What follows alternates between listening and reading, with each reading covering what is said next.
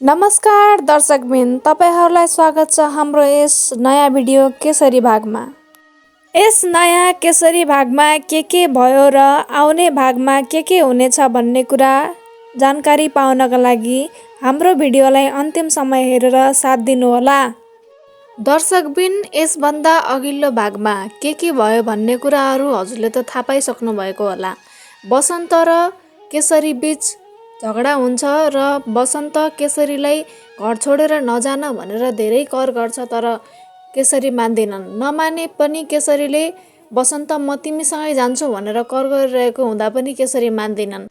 त्यस्तै हुँदा बसन्तको बुवाले पनि तिमीले अब केसरीलाई छोड्नुहुन्न भनेर सम्झाउँदै गर्दा बसन्तले पनि अब हुन्छ बा म उनीसँगै जान्छु भनेर सल्लाह गरेका थिए। तर यो भागमा के भयो त, गए बसन्त या गएनन्? बाको कुरा माने या मानेनन्? के भयो होला त? र यस भागमा पहिले सिर्जना बिरामी हुँदा सिर्जनाका बुवाले देउरालीमा भागल राखेका थिए कि सिर्जना सन्चो भएपछि आउँछु भनेर, र त्यही पुरा गर्न उनी देउराली जाँदैछन्। देउराली जाँदै गर्दा इन्द्रसँग भेट हुन्छ र इन्द्र भन्छन्, हजुर ढुक्क भएर जानु, घर हेर्ने म छँदैछु भन्छन्। तर केसरीका बुवा भन्छन् कि हेर्नु पर्दैन, मेरो घर हेर्ने मान्छे छँदैछन्, धन्यवाद बाबु भन्छन्। यति सुनेपछि इन्द्रलाई जलन हुँदै ऊ भन्छ कि म छिमेकी हुँदाहुँदै उहाँले त्यो मनोजलाई लिएर घरमा राखे, के त्यति टाढाको भइसकेर मभन्दा पनि नजिक भयो त्यो मान्छे भन्दै रिसले सिर्जनाको घरतिर लाग्छन् र सिर्जनाको बुवालाई बोलाएको नाटक गर्छन्। र भित्रबाट आवाज सुनिसकेपछि मनोज बाहिर निस्किन्छन् र मनोजलाई देखेर मनोजलाई सुनाउँदै घर ज्वाइँ त राम्रै राख्नु भए रहेछ पुण्य दाइले भन्छन्। त्यति सुनेपछि मनोज रिसाउँदै भन्छन्, के भन्नुभएको दाइ यस्तो? हजुर यस्तो कुरामा भरममा नपर्नु त, यस्तो हुनै सक्दैन, के भनिराख्नु भएको छ हजुरले भन्छन्। र इन्द्र भन्छन्, मैले मात्रै हो र, गाउँको मान्छे सबै भन्छन् तिमीहरू दुईटा बीच केही न केही चलेको छ भनेर। तिमी के भएको भाइ? तिमी यस्तो पढे लेखेको मान्छे, शिक्षक जस्तो मान्छे, एउटा बिहे गरेर डिभोर्स भएर महिलाको पछि लाग्न अलिकति लाज लाग्नु पर्ने हो, आफ्नो इज्जतको पनि त ख्याल राख्नुपर्छ, कि त तिम्रो पनि त्यस्तै भएको हो भन्छन्। मनोज रिसाउँदै भन्छन्, तपाईँलाई मेरो पर्सनल लाइफको बारेमा के चासो? जेसुकै गरौँ, यदि सिर्जनाको र मेरो बिहे भए पनि हजुरलाई के चासो भन्दै रिसाउँछन्। अनि इन्द्र पनि, चासो त हुन्छ नि, गाउँघरको मान्छेको कुरा हो, तिम्रो इज्जत त इज्जत, तिम्रो जागिर पनि जाने डर होला बाबु है भन्दै धम्की दिएर जान्छन्। अनि उता बसन्त आफ्ना बाआमासँग कुरा गर्दै गर्दा, यदि केसरी जस्तै बिरामी म भएको भए के केसरीलाई हजुरहरू यति सानै उमेरमा विधवा भन्नुभन्दा त गइहाल, आफ्नो जिन्दगी जिउनुपर्छ तैँले भनेर भन्नुहुन्थ्यो भनेर क्वेसन गर्छन्। बसन्तकी आमा, तैँले यस्तो किन भनेको बाबु भनेपछि बसन्त भन्छन्, नराम्रो समय जतिखेर पनि आउन सक्छ, आज केसरीकोमा आयो भोलि मेरोमा पनि आउन सक्छ भन्छन्। त्यतिकैमा बसन्तको बुवा बसन्तकी आमालाई जान देन त, उसलाई किन बसाउने, तेरो लागि म छँदैछु भन्छन्। तर बसन्तकी आमा भन्छन् कि यतिसम्म छोरालाई जन्मायौँ, हुर्कायौँ, पढायौँ, लेखायौँ, ठुलो बनायौँ, अहिले बुढेसकालको सहारा हुने बेला म बुहारीसँग कसरी जान दिउँ? के छोरा पाएर बुहारीलाई दिनको लागि जन्माएको हो र, मैले हुर्काएको हो र भन्छन्।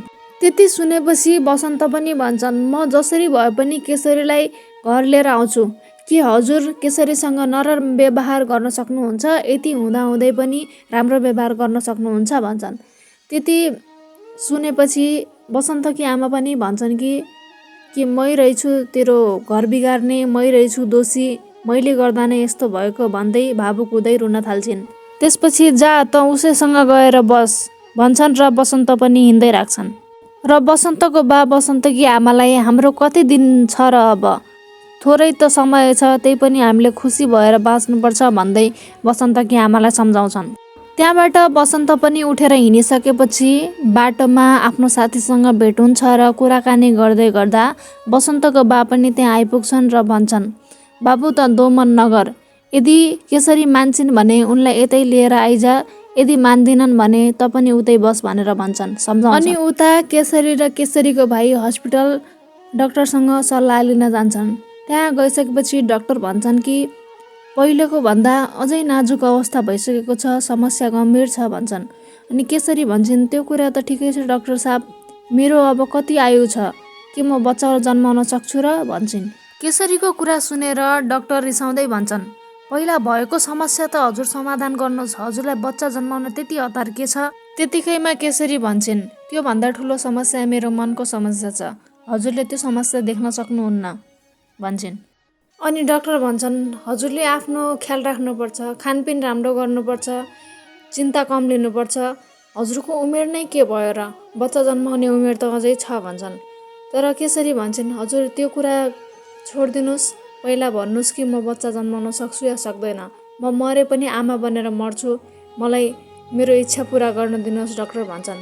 र डाक्टर भन्छन् कि हजुरको यो रिपोर्टमा त्यस्तो कुरा देखिँदैन, यसको डाक्टर अलगै हुन्छ, हजुरले उहाँ गएर जाँच गर्नुपर्ने हुन्छ भन्छन्। अनि केसरी भन्छन्, अनि अस्ति नै हजुरले मेरो श्रीमानको अगाडि म आमा बन्न सक्दैन भनेर किन भन्नुभएको भनेर। त्यतिकैमा डाक्टर भन्छन्, त्यो अवस्था हेर्दा हजुर धेरै नाजुक हुनुहुन्थ्यो, त्यस्तो अवस्थामा बच्चा जन्माउन मिल्दैन भनेर मैले भनेको, त्यस्तो होइन। त्यति कुरा गरेपछि केसरी त्यहाँबाट उठेर जान्छन् र उसको भाइ पनि उतै बसेको हुन्छ। अनि डाक्टर केसरीको भाइलाई भन्छन् कि तिम्रो दिदीको अवस्था धेरै नाजुक छ, छिटै नै अपरेसन गर्नुपर्छ भन्छन्।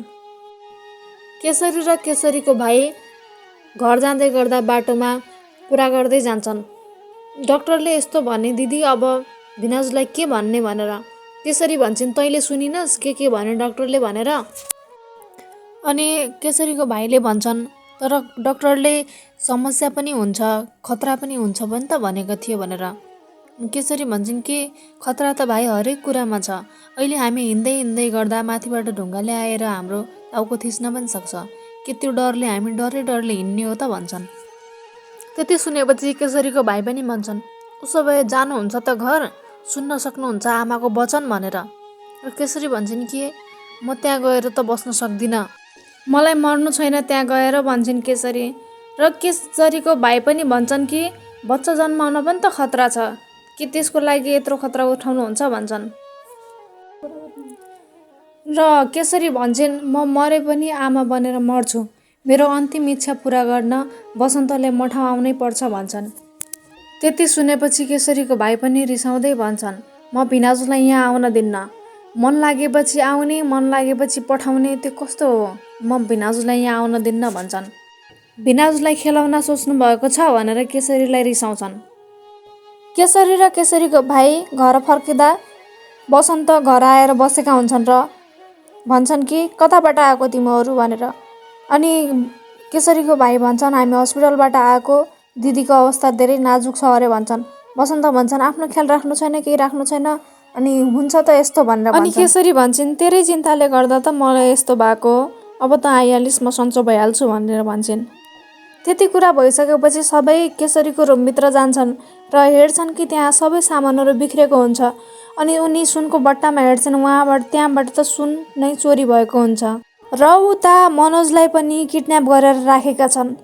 यसभन्दा अब आउने भागमा के हुन्छ होला, सबै कुराको जानकारी लिनको लागि हामीलाई लाइक गरेर, सब्सक्राइब गरेर यो भिडियोलाई सेयर गर्नुहुन नबिर्सनुहोला। धन्यवाद।